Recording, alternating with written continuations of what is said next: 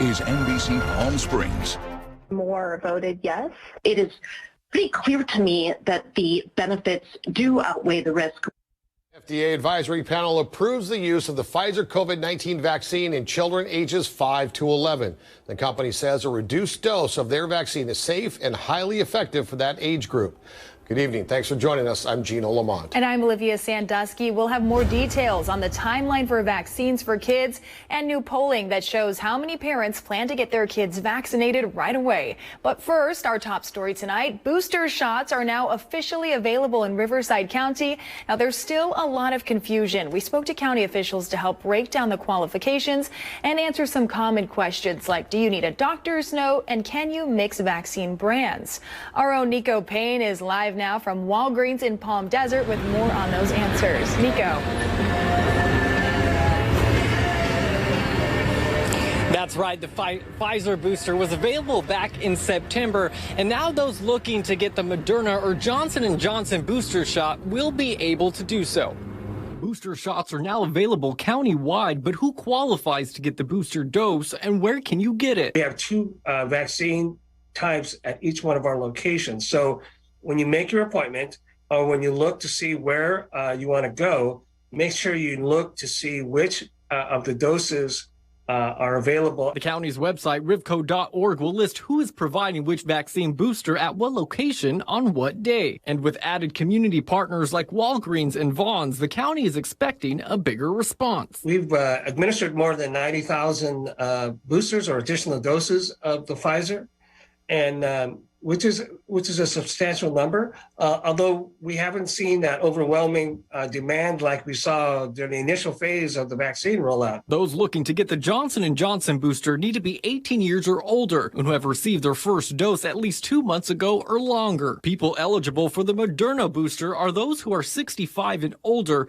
people 18 to 65 with underlying medical conditions, and those who are at increased risk of exposure due to work settings. And as far as mixing and matching booster shots, the CDC says it's okay to do so with all three vaccines. Some people may have a preference for the vaccine type that they originally received because they did very well with their initial series. For all three vaccines, this is perfectly fine. Residents in the Coachella Valley say they have been waiting for this opportunity to continue to protect themselves from the virus, and officials reminding those that are unvaccinated that they are still able to get their first shot. It's good that we get vaccinated because people keep getting sick, and it's those who are not vaccinated. In order to stop this, we need to get vaccinated. With all this attention on the boosters, we still have a significant population that's yet to get their first dose. So what we're trying to encourage people as we encourage boosters, we're telling people, okay, maybe it's time to consider to actually get your first dose.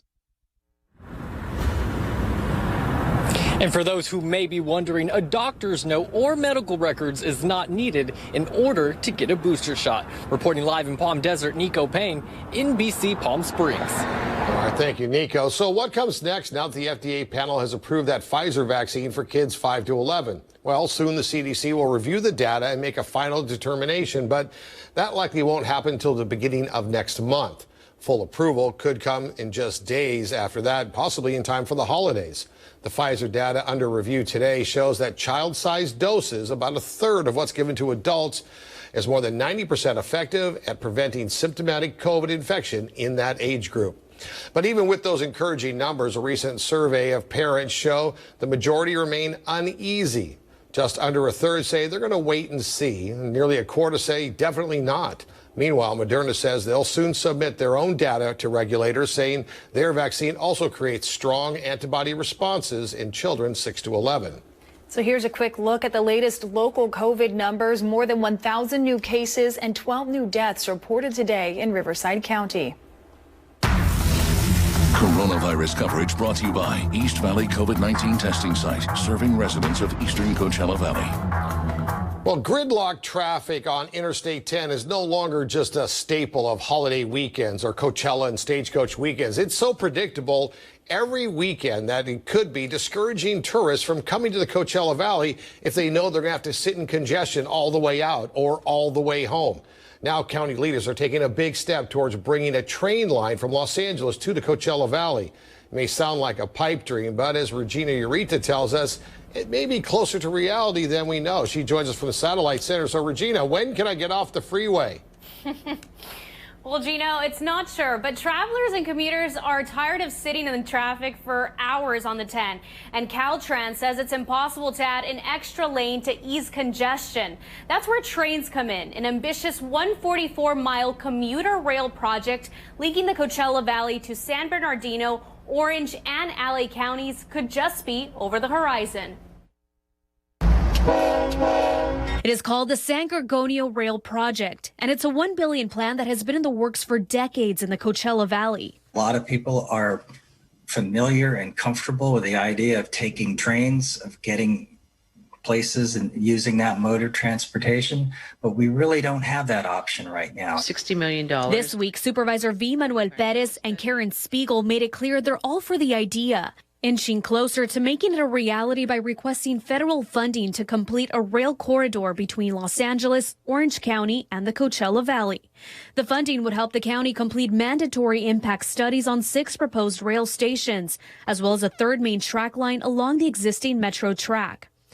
I think people need an option that is different than driving on the freeway, that provides them with something that's dependable and something they can count on, and especially for people who aren't familiar with the area. Palm Springs Mayor Pro Tem and State Senate candidate Lisa Middleton is a strong advocate for the project. She says the county and Caltrans still have to finish 2 routes, one that runs through Colton, through the San Gorgonio Pass, and the Coachella Valley. The other area that we're working on, and one that we can hopefully move much more quickly on, is Amtrak is looking at expanding their route to have a Los Angeles to Tucson. While the proposal is still in its very early stages, bus commuters say they're excited for the possibility of a smoother ride. One man tells me it takes him almost 4 hours to get from Indio to Long Beach during prime traffic hour. A daily commute he has to take by bus because of his job. And it happens every Sunday. Gridlock traffic heading west on I-10 has become such a regular occurrence, it's actually discouraging some tourists from making the trip out to the desert.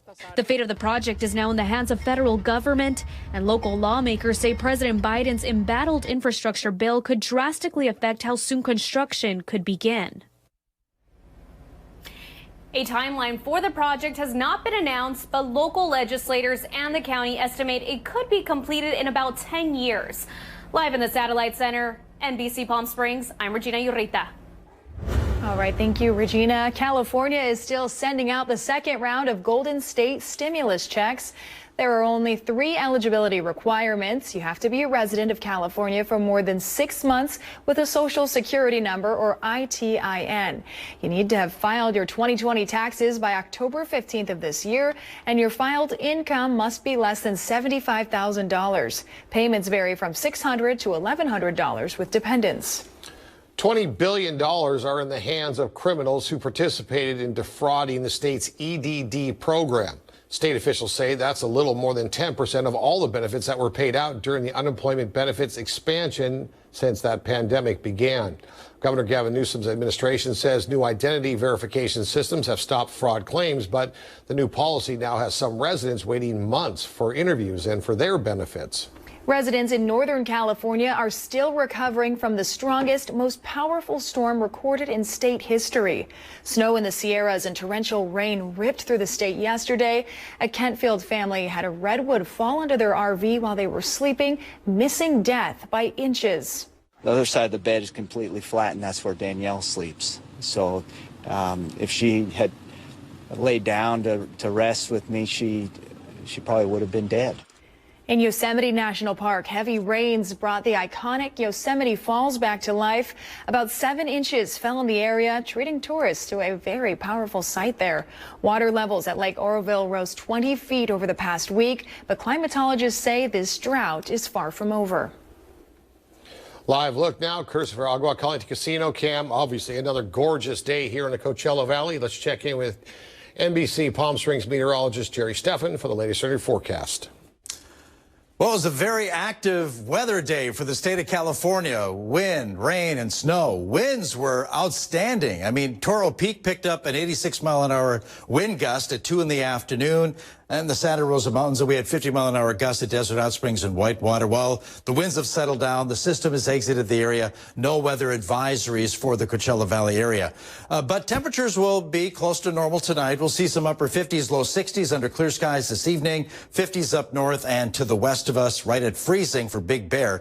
High pressure in the upper levels begins to strengthen. It'll be offshore, but enough to boost those numbers up to where they should be. Upper 80s to around 90 degrees. Lots of sunshine. Then we get a dry airflow out of the north. That'll keep those dew points in the 30s. As far as temps, they'll peak at around 2, 3 o'clock tomorrow afternoon. Many of us in the upper 80s, including 87 degrees at Thousand Palms, 88 Indio and Palm Springs, 89 degrees and sunshine at Palm Desert for your Wednesday.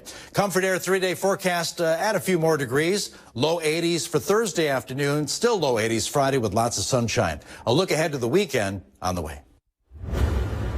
Baristo Park in Palm Springs will be closed for renovations. When we reported yesterday, local organizations have been calling on the city of Palm Springs to address the growing problems at the park. The Community Partnership on Homelessness, an organization of Palm Springs residents and local business owners, says an intervention is long overdue. They say the park has become dangerous and drug activity has taken over. We refer to it as Heroin Park because that's what it's become. Even the homeless people that I've encountered and others in our group that are in other parks or in other parts of the city refer to Baristo Park as a heroin park. This really is a systemic problem. It's been decades in the making. It comes from a combination of things, including escalating costs of housing, relatively less growth in wages. It is mental health and the services that are available. City Council approved a plan to close the park for 6 weeks. It'll undergo a deep cleaning, safety inspections, more cameras will go up, and a more detailed security plan will be laid out. Palm Springs police ruled the death of 38-year-old Desert Hot Springs woman a homicide. She was found dead inside her parked vehicle about midnight on Monday on Cherokee Way near the Oasis Resort and across from the Parker Hotel. The name of the woman and a suspect have not yet been released. Sixth graders at Raymond Cree Middle School received critical information about drug use prevention and the dangers of vaping. Attorney Karina Cardenas with the Riverside County's District Attorney's Office visited 6 PE classes. They want to help students understand vaping is not a healthier option to smoking cigarettes or marijuana, and that all drug use for minors has consequences. We're hoping that this can inform our students, again, of the reality of what drugs and alcohol can do to you. Vaping has drastically increased in popularity among teens. A new study published in JAMA Pediatrics says the number of school-aged people vaping and using marijuana doubled between 2013 and 2020. Coming up next, a shocking admission from Florida authorities. They say they made some mistakes in the Bryan laundry investigation and may have even confused Bryan's mother for Bryan. We'll explain. Plus, a massive storm is barreling toward the Northeast. Tens of millions of people are in its path. We'll tell you how they're preparing after the break.